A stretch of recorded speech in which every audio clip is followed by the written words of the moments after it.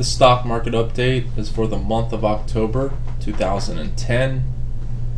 I'm going to be going over some of the critical things that happened in the market over the past month and week. Also, Tuesday, remember guys, we have elections, and that's going to bring some volume into the markets. Now, a lot of this news is already priced in about who's going to win or not and what bills they're offering, but there's always usually an initial pop when the people get elected. Depending on which party gets elected, then the key things to remember is they will push through different bills than the other party will. So that may cause the hedge funds to favor one sector more than the other. So the financials have basically been lagging, and that's one of the main reasons why this market's at a standstill, besides the fact that elections are Tuesday, and over the past 2 weeks volume's been light because of that, because the hedge funds over the past month or two have been sitting there and they've already priced a lot of it in. But when the results come out and show who got elected, I can assure you that there will be more volume coming into the markets. Some statistics that I wanted to share with you guys in this video. Over the past month, we have 5,000 stocks above the 50-day moving average and 1,500 below it. Above the 200-day moving average, we have 4,600, and then below we have 2,000. And then new highs that were hit on Friday, we had 338, and then new lows were 53. Now, these are major statistics that I would encourage everybody to watch, because it basically, on top of the charts and everything else, it shows you what people are looking at and where the momentum is in the market, and clearly it's still to the upside. And all of that could change in a flash, but until we get solid selling that's identifiable, then there's no reason to be piling on shorts right now. If anything, wait for the aggressive big hedge funds with multi-billion dollars to be moving their positions in first, because once you see them moving, by the next month or so, you're going to see a direction get picked. We're not going to stay in this little 25-point range forever. And when it's broken, that's going to lead to either the next leg up or the next leg down. Now, a lot of people are looking potentially for a pullback after the elections, and maybe get around this 10,700 level back in the Dow, which was above the August high, and then maybe start allocating some more capital into these markets and look for a strong fourth quarter. That's what a lot of the hedge fund managers, I've been reading their articles, and that's what they've been talking about. So right now I'm going to go and I'm going to look at the 1 month relative performance gainers and losers this past month. Finishing in the top, we have cotton, rice, corn, silver, palladium, soybeans, oats, coffee, sugar. What do I see here? OJ, wheat, crude oil. I see commodities being bought up, and this could be a couple of reasons. Looking at the crops, some of the reasons they may be bought up are because maybe people think that there's going to be inflation. It looks like the bonds are due for a trend reversal coming up here too. That's a little off subject, but it all factors into inflation, along with the dollar going down. Crude, my prediction, like I said, crude will be in the next 6 months over 100 a barrel, and gas prices will continue rising. I don't see that stopping. And I made a video last week referring to LVS, because I made money purchasing LVS calls. They had a huge quarter.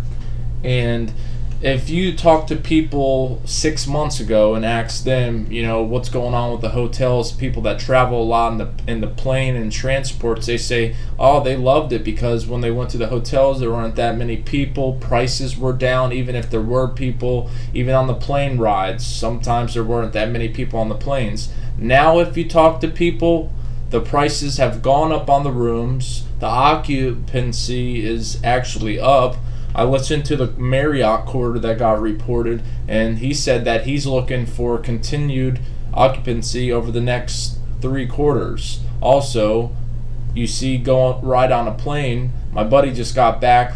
He travels a lot. He said planes are filling up once again. So the economy slowly but surely is being hyped up on this money that's being injected into the markets, which is devaluing the dollar. So in my opinion, yes, this is a falsely propped up market, but that's regardless. As traders, we must position ourselves in any situation to make money, whether the trend is up or down, whether the Federal Reserve is ruining it for our families and kids. We have to make money on our investments, so even if the dollar is getting devalued, we could purchase other assets that will keep our money and convert it into other currencies that will keep our wealth and not distribute it throughout the Federal Reserve and other countries, China owning all of our debt. So let me get back to my initial subject here. Over the past week, the Dow Jones, or past month, the S&P 500 finished up about 3.5%. The Russell finished up 4%. I'm happy. We needed some continuation in the Russell. We got that this month. The Nasdaq finished up 5.7%. A lot of that were because of the big players reporting earnings with the big market caps in the Nasdaq 100. That's the top 100 stocks, mostly tech. So that was a good signal. And then over the past 3 days, we had RIM, Cree, all ACAM, Western Digital, all these tech companies being bought up on short covering. So when you see a lot of times in certain sectors stocks running up, then other stocks that are being shorted will have to start being covered.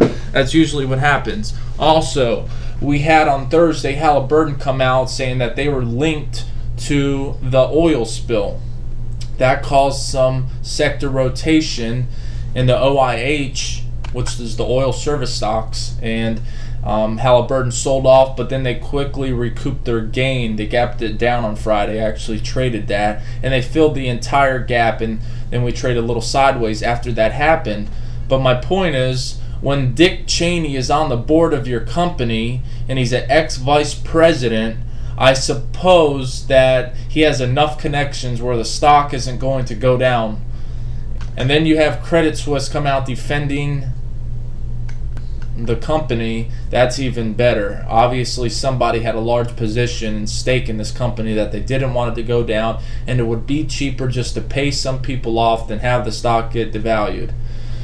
Anyways, the 1 month performance sectors, we had technology, basic materials, services, consumer goods, industrial goods, and last but not least, financial and conglomerates. The good thing is we finished in the green on all sectors this month. The bad thing, financials are still down and lagging.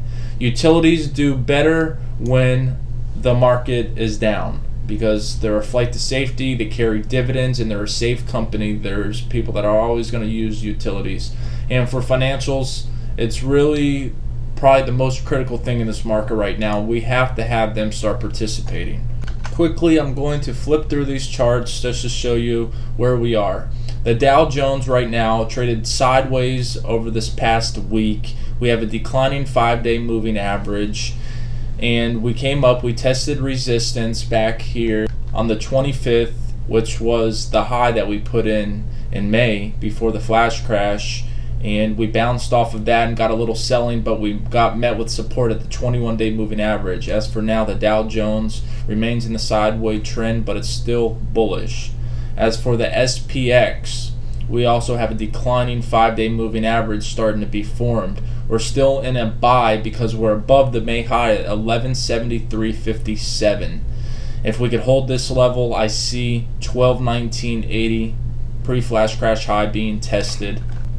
Nasdaq Composite has an ascending 5-day moving average. We're above the May high, and we're only 1 day off of the 2535 pre-flash crash high. Nasdaq looking good. Crude oil declining 5-day moving average, and we tested this 82.97. Now for a move higher, we have to hold above this level. So right now we could have some short-term consolidation, potential move. I don't think we're going to go much lower than 80. I mean, we could come back down to the 200-day moving average around 78, but I don't see that happening. And even if it does, I guarantee you there's going to be people stepping in and buying this thing up heavily. US dollar continues down, got to close at 77.16 on Friday. Still bearish on this, guys. Declining 5-day moving average. I really think 74.21 is going to be tested in the next few months. Currency devaluation, just to remind you every time you look at this chart. Looking at gold now, and I'm bullish on gold once again. We had this little short profit taking. I guess I'm just a big old gold bull because if you're a trend trader, not a contrarian, you're looking at this little pullback as a buying opportunity. And as you see, the miners GG reported, I believe it was on Thursday, and even it got continuation buying on Friday. Now a lot of the news is factored into them, but if gold starts rising, and they said it's even harder to find gold now, so it's therefore costing the miners more money to get the gold because they're having to spend more money finding it. So anyways, we got to close at 1357 on Friday, and 1388 is just a blip in the wind. 1400, the psychological level, it looks very realistic here, and we also have an ascending 5-day moving average. As for me, I am bullish on gold. Looking at the VIX, we do have an ascending 5-day moving average, but I really can't be bullish on this just yet. In my opinion, we are at a critical point in the VIX. I think that it could potentially get a bounce next week, but I wouldn't put my money on it. If you're trying to buy puts, they're a little more expensive. The calls are decently cheap right now. And for a hedge or something, it might not be a bad idea to pick something up or do some kind of covered call or vertical spread on it. Semiconductor index got to close at 372 on Friday, and it looks pretty good. We got to close above the July high, and next high we're going to be gunning for is this 377, which was the July high. Excuse me, the June high. Just a quick look at the commodities right now. We have cocoa. Got a little pullback over the past week. Got to close at 2,800 on Friday. We could get back to this 27.45 level and then look for a bounce off of it. But right now, short-term bearish on cocoa. Cotton ran all the way up, hit a high of 130, and then we pulled back. Got to close at 125. We have a declining 5-day moving average now. We're going to look for some support to be around this high at 119.80, which we put in on the 15th. And try to get some kind of demand buying off of that to send grains even higher. Feeder cattle, short term were bearish. We pulled up, we couldn't hold over the 50 and 100-day moving average. We have a declining 5-day, and we have a sell signal. But an interesting thing is we are approaching the 200-day moving average, which is at 109.93. It's going to be interesting to see whether they try to buy it on the 200 or they sell it. And if they do sell it, look for May low, which is at 107.20, to be a target for some buying. Lean hog, this is a bearish chart. You see we have a continuation forming with a higher low in this downtrend, declining 5. And we'll look for some targets, maybe this gap fill from when we gapped up of November of 2009. Around this 61 level to be a target. Coffee futures look good. 198.65 is going to be a level that we need to hold in order to go higher. This could be a potential flag pattern forming right here if we could get a break out of this 204.60, which was the high we put in on the 26th. I think we could get another push higher. We still have an ascending internal trend line which connects around this 195 level. If this is breached, we're going to look for the 21 and the 50-day moving average to be a target. And notice that the 21 is above the 50. That's a bullish setup right there. Natural gas got some buying, which caused like Chesapeake to go up. And right now, we just put in Not yet a higher high, but it looks like we're gunning to it. If we could get up to this 100-day moving average at 419, a higher high will be put in a natural gas, and then the trend will then change to being in a short-term bullish. Orange juice looks good too, guys. I'm sorry, but this is all the time I have on this video. I'm going to do another video tomorrow or later today on earnings for next week. Enjoy your weekend.